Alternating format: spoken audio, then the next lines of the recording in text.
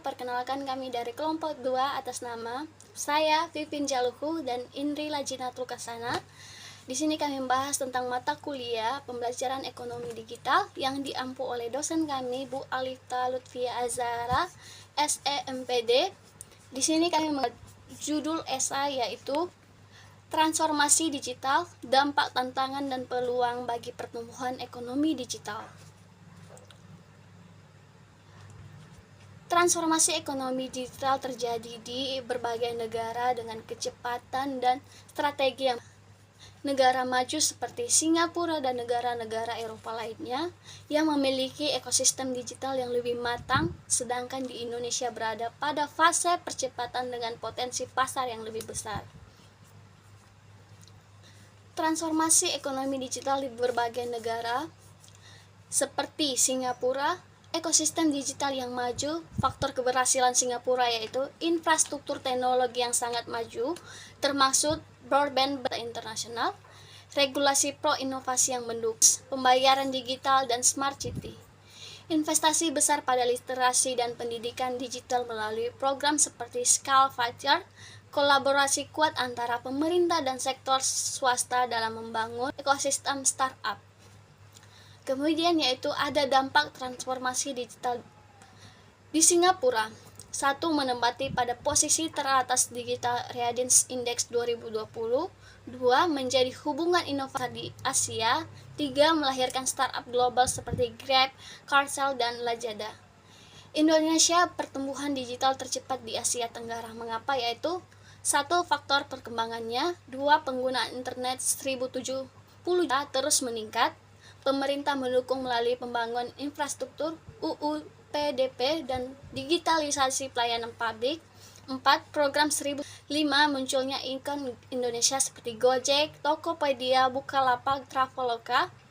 Kemudian ada tantangan utama yaitu akses internet pemerata terutama di luar Jawa, rendahnya literasi digital sebagian masyarakat, investasi infrastruktur digital masih terbatas di Indonesia, yaitu pertumbuhan digital tercepat di Indonesia di Asia Tenggara.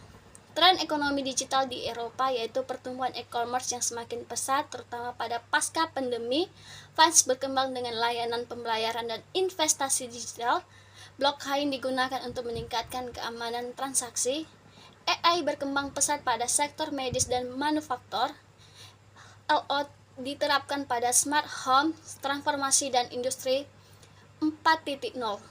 Tahapan transformasi digital yaitu digitalisasi mengubah data fisik menjadi format digital, integrasi sistem menghubungkan proses dan data dalam satu ekosistem, otomatisasi mengurangi pekerjaan manual melalui penggunaan teknologi inovasi, menghasilkan model bisnis dan produk, dan layanan baru berbasis teknologi. Baik, materi selanjutnya akan disampaikan oleh teman saya atas nama Indri Lajinatul Kasana. Saya akan melanjutkan presentasinya ya.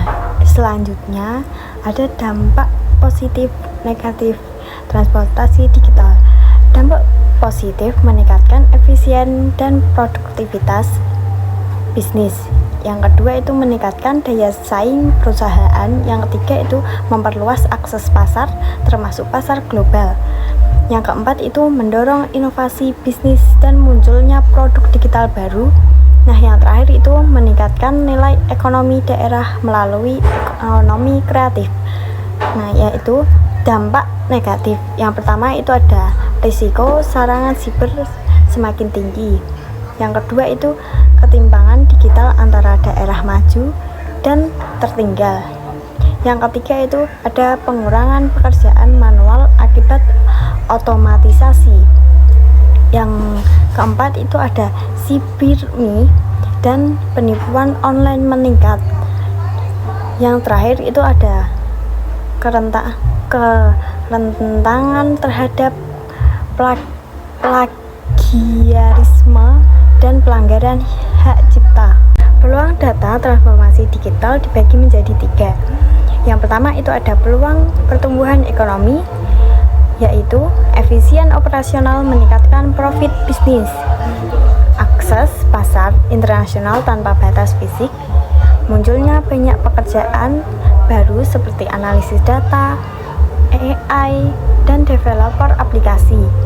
Nah, yang kedua itu ada peluang inovasi bisnis, model layanan baru, produk digital lebih mudah dikembangkan dengan biaya rendah, big data memungkinkan layanan yang personal dan sesuai kebutuhan pelanggan. Selanjutnya itu yang ketiga atau yang terakhir ada peluang kemitraan global, transfer teknologi antara negara, riset bersama mendorong inovasi baru, perusahaan lokal berpeluang masuk ke pasar internasional. Nah, yang terakhir itu ada kesimpulan. Kesimpulannya yaitu transformasi digital mengubah struktur perekonomian global, membuka peluang melalui efisiensi, inovasi, dan akses pasar luas. Indonesia memiliki potensi besar, namun perlu meningkatkan infrastruktur dan literasi digital. Tantangan utama, keamanan siber, ketimbangan digital, dan kesimpangan regulasi. Dengan kolaborasi pemerintah, swasta, dan masyarakat, ekonomi digital dapat berkembang inklusi dan berkelanjutan.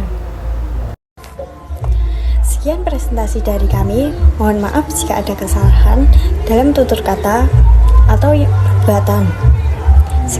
Sekian, wassalamualaikum warahmatullahi wabarakatuh.